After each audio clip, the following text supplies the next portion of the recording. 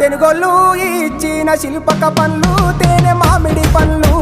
తీయంగా దిందామె తీరొక పండ్లు చిలక నేరేడు పండ్లు కాబోళ్ళు ఇచ్చిన మక్క కంకులు అవి పాల కంకులు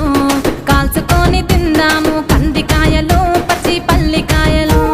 గుజారి పూజారి మామిళ్ళ కిందో నల్ల మామిళ్ళ కింద కుసుమరోళ్ళేసిన కుందన బొమ్మ అది కుందన బొమ్మ